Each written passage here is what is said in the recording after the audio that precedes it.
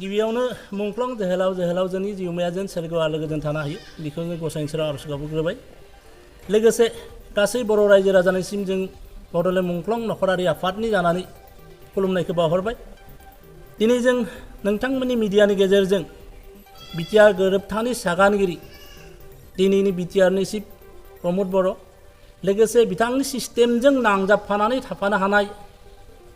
जोंनि बिटिआरनि सागानगिरि रनजित बर' आरो गोबिन्द बसुमतारी बिथांमोननि खुगाजों दिनै मिरु आरो आसाम गभर्नमेन्टजों लोगोसे दिनै बिटिआर जा गोजोन गोरोबथा खालामबाय आरो बिथांमोना रादाय होनाय बायदियै दिनै बेसेबां खामानिफोरखौ बिथांमोना मावफुंनो हादों बेखौ जों मोनथिनो लुबैदों। आरो जों सानो जितु बर' रायजो राजानि थैथां नांथाबनायजों लोगोसे जोंनि 6,000 मुंख्लंनि जिउमानि सोलाय जुदि बिटिआर गोजोन गोरोबथाखौ मिरु आरो स्टेट गभर्नमेन्टआ जुदि खालामनो हामारदोंब्ला जों मुंख्लं नखरारि आफादाबो बा मुंख्लं नखरनि सोद्रोमाफोराबो दा बिथांमोना होनाय गोरोबथानि रादाय बिखौ मावफुंजादोंना जायाखै बिखौ मोनथिनो हानाय जोंहाबो मोन्थाय दङ। ओंखायनो जों बिथांमोनखौ सोंनो लुबैदों। सेथियाव जों मोनथिनो लुबैयो बिटिआर गोरोबथानि गेजेरजों मिरु आरो आसाम सोरखारा रादाय होनाय बायदि दा एमअइउआव जा दङ बिनि मोनबेसे दफाया दिनैसिम बे 2.5 बोसोराव मावफुंजाबाय आरो मोनबेसे दफाया दिनै मावनो लाजाबाय आरो मोनबेसे दफाया दिनै मावफुंजानो बाखि आद्रा दंबावो बिखौ आरो आद्रा दंबावोब्ला बिखौ माब्लानि गेजेराव मावफुंनायनि थि खालामदों थिरांथा लादों बिखौ जों फोसावनानै होयो। बिटिआर गोरोबथानि 10.1 दफायाव मख'नाय मिरु आरो आसाम सोरखारनिफ्राय बोसोरारि 250 कौटियै बोसोरफायाव 3 बोसोरनि थाखाय 1500 कौटि थाखा जोंनि बिटिआर डेभेलपमेन्टनि गान हरनायनि खोथा बे रांखौ दिनै मिरु आरो आसाम सोरखारा जोंनि बिटिआर गभर्नमेन्टनो हरदोंना हराखै जुदि हरमारदोंब्ला बे फान्डखौ दिनै बबे बाहायनाय जादों बेखौ रोखा खालामनानै होनांगौ। थामथियाव जों मोनथिनो लुबैगोन गोरोबथानि रादाय बिलाइनि 9.4 दफायाव मख'नाय एनडिएफबि हानजानि गेजेरजों हारि रैखाथिनि थाखाय जाय जोहोलावजोआ दिनै जोबथेसालियाव जोबजानानै थाबाय बिथांमोननि केसखौ फिन नायफ्रामफिननानै आसाम आरो मिरु सोरखारजों रायज्लायनायनि गेजेरजों बिथांमोननि केसखौ जा उइथड्र खालामनाय बिथांमोनखौ बख'नायनि खोथामोन। दा बे बिथिङाव बेसेबां दावगादों आरो स्टेट गभर्नमेन्ट आरो आसाम मिरु सोरखारजों खेबबेसे बिनि सायाव सावरायदों बेखौ जाहाथे रोखा खालामनानै होयो। ब्रैथियाव जों लुबैगोन बा रादाय बिलाइनि 8.4 आरो 9.2 दफायाव मख'जानाय बे बड'लेण्ड आन्दलनाव जाय मुंख्लंआ दिनै जिउ गारबाय बे मुंख्लंफोरनि साफ्रोमबोनि नखराव 5 लाख राङै जाहोनायनि बेयाव खोथाखौ मख'दों आरो 9.2 दफायाव जाय एक्स एनडिएफबि बिथांमोननिखौ दाफिननायनि थाखाय बिथांमोननो थांना थानायनि थाखाय जि साकरिनि राहा खालामनो हानाय आरो लामसाम राङारि अनसुंथाइ जाहोनाय बिनि लोगोसे मौखिकभावे जाय बिथांमोना दिनै एकर्डखौ खालामदोंमोन बिथांमोननि खुगानिफ्राय नै खोथायाबो ओंखारदोंमोन जे मुंख्लं नखरफोरनोबो बिथांमोना थांना थानो थाखाय साफा सुबुंनो साकरि होनायनि खोथा बिनिनो एनडिएफबि हानजानि जाय बिथांमोना दिनै एक्स एनडिएफबि बिथांमोननि 4 लाख होनाय हाबाफारिया हयथ' फोजोबदों बाखि मुंख्लंफोरनि जा अनसुंथाइ आरो साकरिनि बेफोर खोथाया दिनै फासय जानानै दङ आरो बेखौ माब्लानि गेजेराव बिथांमोना मावफुंनायनि थिरांथा खालामदों बेखौ जाहाथे दिन जे बिएसि बिटिसि गोरोबथानि गेजेरजों जा जों बर'फोरा पावारखौ मोनदोंमोन बे पावारनिफ्राय मोनजि पावारखौ फिन जोंनि जाय पावारा बिटिआर माबानि सोरखारनि आवथानि बाहेराव दं दा बे डिसिनि आखायाव बिथांमोना होनानै इनडाइरेक्टलि फिन बे पावारफोरखौ जे आसाम सरकारनो हरफिनदों आरो जायनि थाखाय मोननाय जा पावारमोन मोनथायमोन बिनि थाखायनो फिन बर'फोरा नै आरो बिग्रायफिननो गोनां जानायनि लामायाव फैदों बिनि जाहोनखौ थि खालामना होनांगौ जाहाथे नङाब्ला जोंनि गेजेराव एसे गोनो गोथो सानलायनाय फैबाय थादों। बेखौनो जा खोथाखौ जों मोनथिनो लुबैदों बेखौ जेन जोङो 15 साननि गेजेराव मोनथिहोयो आरो जों सानगोन बिटिआर दफानि जा रादायफोर बेखौ मिरु आरो स्टेट गभर्नमेन्टआ जुदि सम बायदियै मावलांदोंब्ला थि बायदियै बिथांमोना मावलांनो हादोंब्ला रायजो राजानि साननाय बायदि जादोंब्ला बेयाव जोंना बुंनांगौ गैया। जुदि जोंखौ मुंख्लं नखरखौ दिनैसिम जाबायदि बिथांमोना थालि होननानै बिगुरखौ जाहोगासिनो दं आसाम सरकारा थिग बेबायदिनो जुदि जोंनि बिटिआरआव बिदि खालामनो नागिरदोंब्ला जों दिनै बर' रायजो राजानाय लोगोसे बे 6,000 मुंख्लंनि जिउमानि बिहोमाखौ एरैनो थांनायसिम लुबैजायाखै आरो बिनि थाखाय खुद दिनै हाबाफारिखौ लानानै आसाम आरो मिरु सोरखारनि एगेन्स्टआव बेखौ लानानै जों ओंखारनायनि थिरांथाखौ लानो गोनां जादों जुदि बेफोर खोथाखौ जोंनि सिस्टेमाव थानाय दैदेनगिरि बिथांमोना जुदि मावफुंनो हायोब्ला बेयाव जोंहा बुंनांगौ गैया जुदि बिथांमोना मावफुंनो हायाब्ला आरो जों जिखौना दिनै बुंदों बे रोखा जुदि जोंनो फोरमायना होआब्ला जों 15 साननि उनाव जुदि जों मोनाब्ला जोङो बेखौ 1 बा 2 दाननि गेजेराव जों खुद दिनै हाबाफारिखौ लानो थाखाय जों बाध्य जागोन बे समावनो नोंथांमोननि मिडियानि गेजेरजों जों दिनै मुंख्लं नखरनि जानानै दुखु जों रायजो राजानिसिम फोरमायनांगोन हारिनि थाखाय जोंनि जा आब' बिनानाव बिथांमोना गावनि फिसायखौ बावसोमनानै गावनि खाफालनि सिन्दुरखौ खोमोरनानै जेसेबां दुखु मोनदोंमोन बिनिख्रुइबो बांसिन दुखुखौ जोंनि आसाम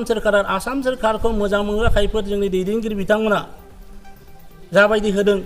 बिनि थाखायसो बांद्राय दुखु मोनदों बेखौ दिनै जों मिडियानि गेजेरजोंनो मुंख्लं नखरनि जानानै दुखु जों रायजो राजानिसिम फोरमायनांगोन हारिनि थाखाय जोंनि जा आब' आरो बिनानावमोना गावनि फिसायखौ बावसोमनानै खाफालनि सिख्ला बैसोआवनो खाफालनि सिन्दुरखौ खोमोरनानै जाफोर दुखु दाहा लानो गोनां जादों बिनिख्रुइबो बांसिन दुखु दाहाखौ जोंनि बे आसाम सोरखार आरो आसाम सोरखारखौ मोजां मोनग्रा खायफोर दैदेनगिरि बिथांमोनासो जोंनो होदों माबायदि होनोब्ला जों बेखौ बुंनांगोन जे थांनाय 2017-18 बर्षआवनो आसामा मोनसे फोसावदोंमोन जे अखम आन्दलननि मुंख्लं आरो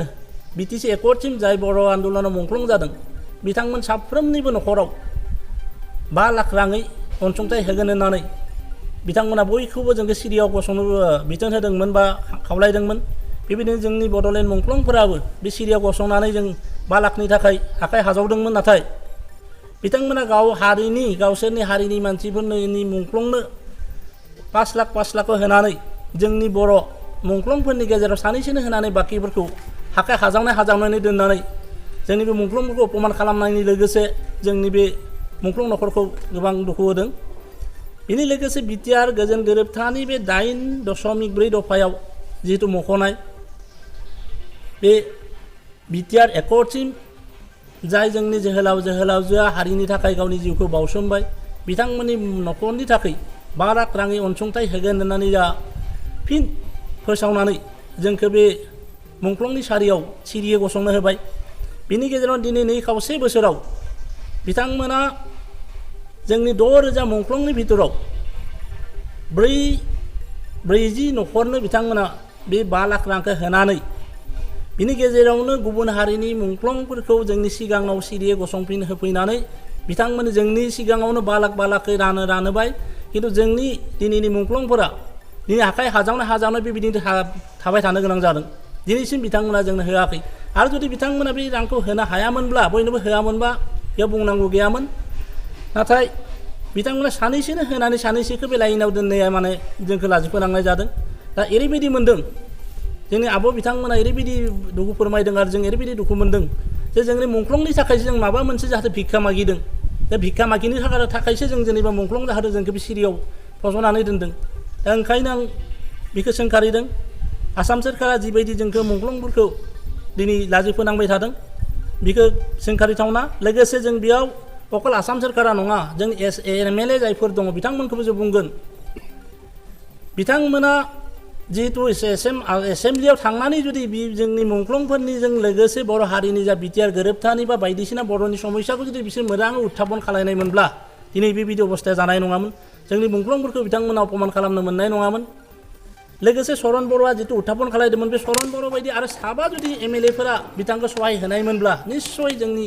बेफोर मुंख्लंआ दिनै अपमान जानाय नङामोन आरो जा जोंनि बर'नि जा समस्या जागासिनो दं बेफोर समस्या जानाय नङामोन ओंखायनो जों बिथांमोनखौ खावलायगोन बिथांमोना दिनै जोंनि बर'नि गेजेराव गोबां खोथा बुङो नाथाय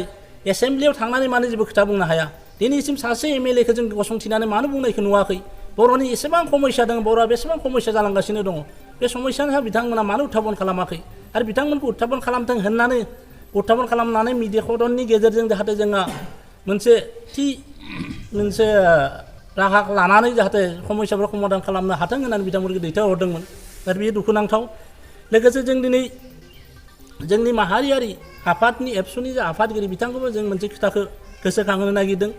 जेब्ला जों मुंख्लं नखरारि आफादखौ दानो नागिरदोंमोन बे समाव बिथांमोनखौ जों जनायदोंमोन जे मुंख्लं नखरारि आफादखौ जों दानो नागिरदों गासै मुंख्लं नखरखौ लानानै जों मोनसे आफाद दानो नागिरदों मानोना जों दिनै फैबाय थानाय समाव थांनाय समाव जिखुनु नुबाय थादों गोबां मुंख्लं नखरा नासयजानानै दं मोननो गोनां रांफोरखौ मोनफुङाखै थिग बेबायदिनो जोंनि बिटिआर जाखांनाय उनावबो जाहाथे बयबो समानहै मोनलाङो रावबो नासयजाया बिनि थाखाय जों ज' जालायनानै जाहाथे बयखौबो नायलांनो हायो बेबायदि मोनसे आफाद दानो नागिरदों आरो बे समाव बिथांमोना बुंदोंमोन जे नोंथांमोना दा दाथ'नो नाङा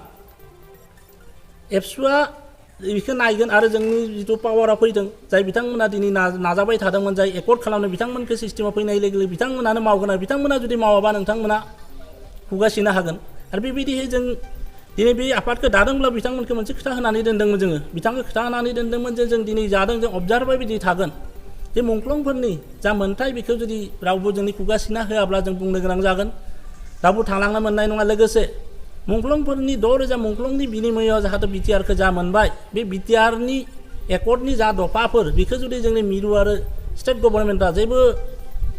मावफुंनायनि बेलायाव जेबो स्टेप लायाबा निस्सय जों बुंनो गोनां जागोन बे बेलायावहाय दिनै नुनो मोन्दों जे मुंख्लंफोरखौ दिनै नासयनानै दोनखादों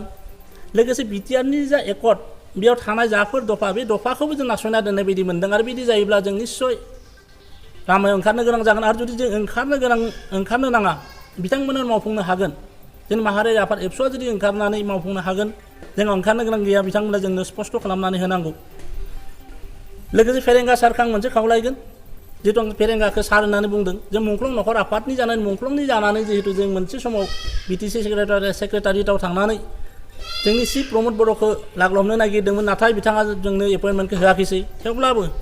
फेरेंगा सारा गाव फनजों मोननानै जोंखौ बिथांनि नखराव लिंनानै जा जोंहा मोनसे मेम'रेन्डाम लांदोंमोन बिथांखि लांदोंमोन बेखौ आजावनायनि लोगोसे बिथाङा जोंनो एसुरेन्स होदोंमोन जे नोंथांमोना सिन्था खालामनाङा बे मुंख्लंनि बेलायावहाय बिथाङा बेखौनो रिसिभ खालामदों आरो बेयाव जेसेबां दफा दं मान होदों आरो बिथाङा बुंदों जे मुंख्लंनि बेलायाव खुनु दिन कमप्रमाइज खालामा आं बेखौ मावफुंगोन बे आखायाव जोंहा दोङो लोगोसे बिथाङा जोंखौ मोनसे खोथा बुंदोंमोन जे 2 बोसोरखौ नोंथांमोना मेगन मिसिबनानै नेनांगोन मानोना जोंहा 2 बोसोराव आगोलनि सरकारा जाफोर खिलिमिलि खालामदों बेखौ फोसाबनायावनो थांगोन बे 2 बोसोरनि उननिफ्राय जों ओरैबायदि स्पिडआव नायगोन मावलांगोन जाफोर जोंहा मावनो गोनां दङ बेखौ नोंथांमोना नायबायल'सो था दिनै 2 बोसोरखौ नेबाय नोंथांनि खोथा बायदिबो जों नेबाय मान होबाय सन्मान होबाय दिनै 2 बोसोरा बारलांबाय बे 2 बोसोरनि उननिफ्राय बेसेबां स्पिडआव मावो नोंथांमोना मावनांगौ आरो जुदि नोंथांमोना मावनो हायाब्ला जिबायदि जोंखौ मुंख्लंफोरखौ आसाम गभर्नमेन्टआ जे थगायगासिनो दङ बिटिआर एकर्डनि उनाव नोंथांमोनखौबो जुदि थगायदों बिटिआर सिस्टेमखौबो जुदि थगायदों अब्ला जोंहाथ' उपाय गैया जों ओंखारनांगोन ओंखायनो नोंथांमोना रोखा खालामनानै होनांगौ जोबथायाव जों गासै जोंनि मोन 12 जिल्लानि गासै मुंख्लंफोरखौ जों खावलायनो नागिरदों जे नोंथांमोननि जिल्लाफोराव जाफोर जिल्ला आफादफोर दादों नोंथांमोना जिल्ला आफादजों सरजाबनानै खामानिफोरखौ मावनो थाखाय रेडि जानांगौ आरो लोगोसे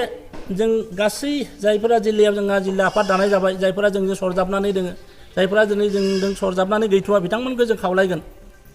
जे बिथांमोना नै मोनसे खोथाखौ सिन्था सरसाखौ खालामना लाखा जे जोंनि थांखिया मुंख्लं नखरारि आफादनि थांखिया जे 5 लाख थाखानिल' नङा बे मुंख्लंफोरा जिथु उद्देश्य दं दिनै गावनि जिउखौ बावदोंमोन बर' हारिखौ फोथांना लाखिनो बर' हारिखौ गेरेमसा महराव दालांनो थाखाय जिथु सिमां नुलांदोंमोन आरो बे मुंख्लंफोरनि बिनिमय जिथु बिटिआरखौ मोन्दों बे बिटिआरनि मोनफ्रोमबो दफाया जिथु मिरु सोरखार आरो स्टेट गभर्नमेन्टआ जिथु जोंनो खोथा होदों बे मोनफ्रोमबो दफाया जाफुंनांगोन बे जाफुंनायनि सायाव जों खोथा बुंनांगोन आरो जोंनि मेन थांखिया बिसो अकल जोंनो 5 लाखनि थाखाय नङा 5 लाखखौ हयथ' गाबोन समनियाव बिथांमोना होगोन आरो लोगोसे थेवब्लाबो जों बुंदों जोंनि बे 5 लाखखौ होगोन होननानै जोंनि मुंख्लं बिनानावमोनखौ आखाइ हाजावनानै खारियाव दोनबाय थानो नांला थाबैनो बेबस्था लानानै लाबोना होफैनांगौ स्टेट गभर्नमेन्टआ जुदि नोंथांमोननो लाबोना होनो हायाखैब्ला जुदि नोंथांमोनानो लाबोनो हायाबा सिस्टेमाव थानाय नोंथांमोनानो जुदि लाबोनो हायाब्ला जों फिन नाखौ लामायाव खुद्रिनाय हाबाफारिखौ लाना ओंखारनांगोन अब्ला जोंनि बर' हारियानो हयथ' लाजिनो गोनां जागोन बायदि मोन्दों आं ओंखायनो नोंथांमोना सेस्था खालामग्रो नोंथांमोना जुदि हायाब्ला जों बुंखादों जे जोंनि मुंख्लंफोरा दिनै रेडि जानानै दोङो आरो नोंथांमोना जुदि जिथुनिखि जों दिनै मिन्थिनो लुबैदों बेयाव जुदि रैखा जाया बिथांमोना मिरु सोरखार आरो स्टेट गभर्नमेन्टआ जोंखौ जुदि थगाय मारदोंब्ला बर' जातिखौ बे एकर्डनि गेजेरजों जा एसुरेन्स होदों बेखौ जुदि मावफुंनायनि थांखिखौ लायाखैब्ला जों मुंख्लं नखरफोरा दिनै खुद दिखांनाय हाबाफारि लानानै आन्दलन खालामनो रेडि जानानै दङ आरो जों जुदि जोंनि सेटिसफाइ नङाब्ला जों बेखौ खोथा होदों जों 1 मास बा 2 मासनि गेजेराव जों खुद्दुसानो हाबाफारिखौ लाथारगोन मोनसे मोनफा मोनफा डिस्ट्रिक्ट वाइज आराम्भ खालामनांगोन ओंखायनो जाय दैदेनगिरि नोंथांमोना बेखौ जे सानै हयै जाफोर जागासिनो एसे जनायनांगौ रायजो राजानो जनायनांगौ जोंनोबो जनायनांगौ जाहाथे जोंनि सिद्धान्तआ गोरोन्थि जाया आरो बेखौनो खावलायनानै फिन जोंनि मुंख्लं जा जोहोलावजो बिथांमोननि जिउमाया जेन सोरगोआव आलो गोजोन थानो हायो बेखौनो गसाइनि सिगां आरो गाबनानै जोंनि बुंनायखौ बेखिनियाव दोनथ'बाय।